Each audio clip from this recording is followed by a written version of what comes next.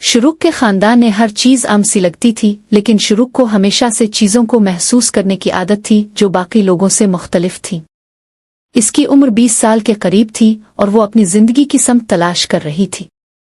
घर के हर कमरे में रौनक थी, लेकिन शुरुक अक्सर अकेले कमरे में बैठकर सोच में गर्क हो जाती।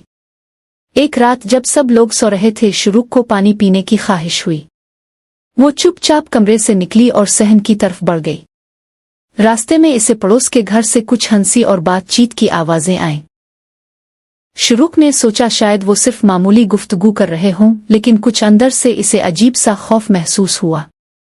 शुरुक ने अपने छोटे भाई रियान के कमरे की तरफ नजर दौड़ाई, जो इसी घर में रहता था और अभी 12 साल का था।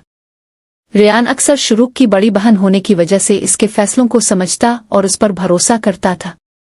वो सोचने लगी कि अगर खानदान में कभी कोई गलत फहमी पैदा हो जाए तो किस तरह सबके ताल्लुकात मुतासिर हो सकते हैं।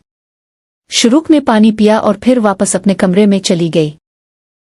वो बेड पर बैठकर मोबाइल निकालती है और एक फिल्म चलाने लगती है ताकि खुद को मसरूफ रख सके। लेकिन कुछ लम्हों बाद इसे महसूस हुआ कि रियान ने भी जागकर उसकी तरफ देखा। शुरुक ने मुस्कराकर पूछा, क्या तुम भी फिल्म देखना चाहते हो? रियान ने सर हिलाते हुए कहा, नहीं बहन, मुझे नींद आ रही है। शुरुक ने दिल ही दिल में सोचा कि रियान को छोटे मोटे खौफ और उलझने हो सकती है। वो ये नहीं चाहती थी कि कोई गैर जरूरी परेशानी पैदा हो।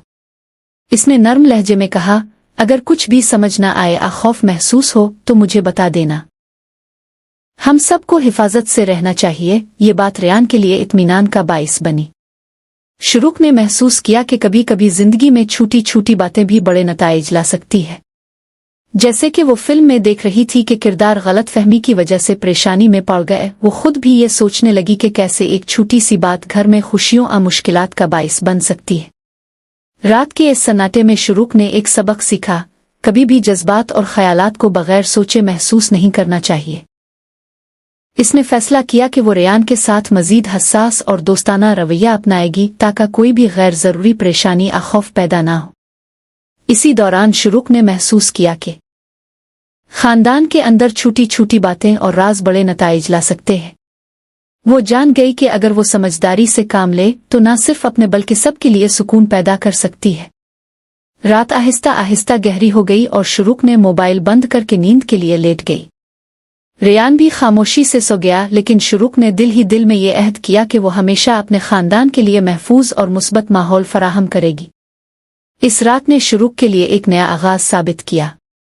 इसने ये समझ लिया कि छोटी छोटी बातें, हसासियत और सोच विचार न सिर्फ जिंदगी को आसान बनाते हैं बल्कि खानदान के ताल्लुकात को भी मजबूत करते हैं। सुबह का सूरज अभी आधा आसमान पर था जब शुरुक की आंखें खिली।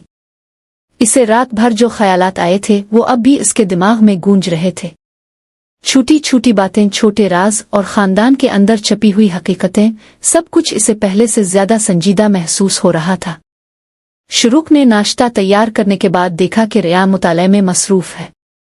इसकी ये संजीदा आदत शुरुक को खुशी देती थी, लेकिन साथ ही वो सोच रही थी कि हर छोटा कदम, हर छोटी बात किस तरह किसी भी लम्हे कश्मकश का सबब बन सकती है। हफ्ते के इस दिन शुरुक ने फैसला किया कि वो खानदान के दीगर अफराद के साथ बातचीत में ज्यादा मोहतात और दोस्ताना रहेगी। इसने अपने दिमाग में एक मंसूबा बनाया कि छोटे राज और गलत फहमियां हमेशा वाज़े बातचीत से खत्म की जा सकती है। दोपहर को शुरुक ने अपने छोटे भाई के साथ खेल और मुताले के दौरान महसूस किया कि रियान की दिलचस्पी और तजस्सुस बढ़ रहा है। वो देखकर खुश हुई, लेकिन साथ ही इसके जहन में ये सवाल आया कि किसी भी ताल्लुक में समझ बूझ कैसे बढ़ाई जा सकती है ताकि गलत फहमी पैदा ना हो। शुरुक ने रियान से कहा, अगर तुम्हें कभी कुछ समझ ना आए या तुम्हें लगे कि कोई बात गैर वाज़े है तो हमेशा खिलकर बात करना। हम सबको अपने जज्बात और ख्यालात का एहतराम करना चाहिए। रियान ने सर हिलाते हुए कहा, ठीक है बहन, मैं समझ गया। शुरुक ने यह भी महसूस किया कि ये छोटे लम्हे, छोटे फैसले खानदान के ताल्लुकात को मजबूत और महफूज बनाते हैं। इसने दिल ही दिल में ये अहद किया कि वो हमेशा खानदान के लिए एक मुहाफिज और रहनुमा बनेगी ताकि कोई भी गैर जरूरी कश्मकश या खौफ पैदा ना हो। रात को शुरुक ने दोबारा अपने कमरे में जाकर गौर किया।